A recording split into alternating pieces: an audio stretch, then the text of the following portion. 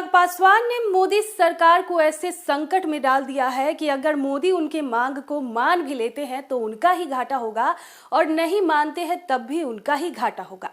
दरअसल लोक जनशक्ति पार्टी रामविलास के द्वारा एक पत्र नरेंद्र मोदी को लिखा गया है। इस पत्र में क्या कुछ लिखा गया है वो भी हम आपको बताएंगे, लेकिन उससे पहले ये जान लेते हैं कि आखिर ये पत्र लिखने की नौबत क्यों आ गई और आखिर मोदी के हनुमान ने मोदी से ऐसी मांग क्यों कर दी। दरअसल पशुपति पारस ने कुछ दिन पहले चिराग पासवान को लेकर हाजीपुर में एक विवादित बयान दिया था। आपको बता दें कि उन्होंने पत्रकारों के सवालों के जवाब देते हुए कहा कि चिराग को Z+ सुरक्षा मिली, ये सुरक्षा नेताओं के लिए जी का जंजाल है। दीक्षांत एडुटेक लाया है दीक्षांत ई-लर्निंग ऐप। बने दीक्षांत का चैनल पार्टनर और अर्न करे लाखों रुपए प्रति महीने। चैनल पार्टनर बनने के लिए विजिट करें www.दीक्षांत.com। इंदिरा गांधी को भी Z+ सिक्योरिटी मिली थी, फिर भी उनकी हत्या हो गई थी और इसके बाद से ही लगातार बिहार में सियासत हो रही है। इसी को लेकर राजू तिवारी, जो लोक जनशक्ति पार्टी रामविलास के प्रदेश अध्यक्ष है, वो नरेंद्र मोदी को एक पत्र लिखे हैं। तो पत्र में उन्होंने क्या कुछ लिखा है, चलिए वो आपको बताते हैं। राजू तिवारी ने लिखा है, आदरणीय प्रधानमंत्री जी महोदय, इस पत्र के माध्यम से आपको संज्ञान में लाना चाहूंगा कि भारत सरकार में मंत्री माननीय पशुपति कुमार पारस जी के द्वारा दिनांक 9 मई 2023 को लोक जनशक्ति पार्टी रामविलास के राष्ट्रीय अध्यक्ष आदरणीय श्री चिराग पासवान जी की सुरक्षा को लेकर बेहद ही निंदनीय व शर्मनाक बयान दिया गया।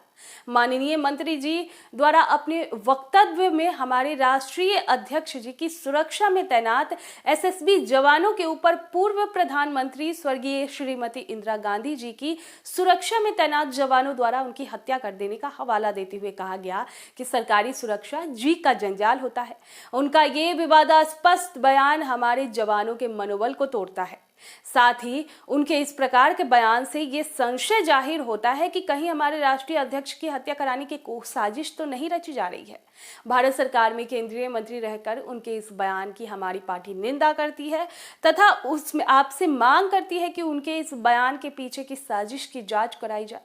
तो देखिए, जो पत्र है वो 2 पन्नों का पत्र है। ये नरेंद्र मोदी को लिखा गया है और ये भी कहा गया है कि पशुपति पारस का इस तरह का बयान देना कहीं ना कहीं इससे केंद्र सरकार की छवि भी धूमिल हो रही है।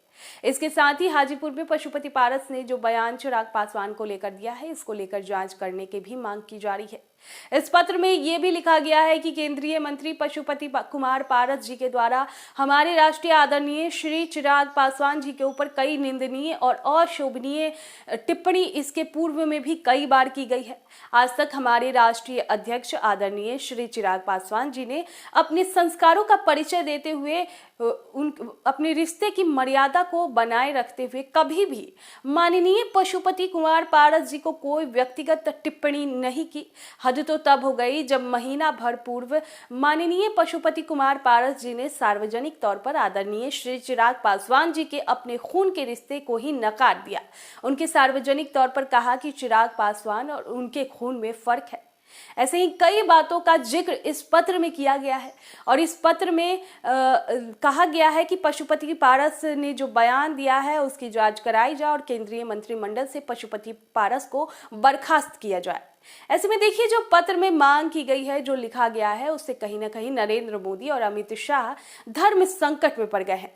अगर वो चिराग पासवान की पार्टी द्वारा जो पत्र लिखा गया है, वो मांग की गई है, उसको मान लेते हैं तो पशुपति पारस रूठ जाएंगे और अगर वो नहीं मानते हैं तो चिराग पासवान ये कयास लगाए जा रहे थे कि कहीं ना कहीं वो कंफर्म भी हो गया है कि वो NDA में शामिल होंगे, तो शायद इस पर भी कहीं ना कहीं आंच आ सकती है। खैर, अब देखना ये होगा जो पत्र लिखा गया है उस पर मोदी सरकार कितनी अमल करती है, क्या कुछ देखने को मिलता है। उससे पहले इस पर आपकी क्या राय है, हमें कमेंट्स बॉक्स में जरूर बताएं। दीक्षांत एडुटेक लाया है दीक्षांत डिजिटल क्लास। दीक्षांत डिजिटल क्लास का उपयोग कर छात्र बना सकते हैं पढ़ाई को बेहद आसान और मजेदार। दीक्षांत डिजिटल क्लास को स्कूल में बैठकर देखना है तो पेन ड्राइव और स्मार्ट टीवी बनेगा सही माध्यम। चलिए अब ये भी जानते हैं कि दीक्षांत डिजिटल क्लास का फी स्ट्रक्चर क्या होगा। नर्सरी से लेकर यूकेजी के लिए 7,000, नर्सरी से लेकर दूसरी कक्षा के लिए 12,000, नर्सरी से लेकर 5वीं तक के लिए 18,000, नर्सरी से लेकर 8वीं तक के लिए 24,000, नर्सरी से लेकर 10वीं तक के लिए 30,000। अगर आपको डेमो करना है तो उसके लिए आप दीक्षांत डिजिटल क्लास के YouTube चैनल को विजिट कर सकते हैं। हमारे YouTube चैनल को सब्सक्राइब और Facebook पेज को लाइक करना ना भूलें। धन्यवाद।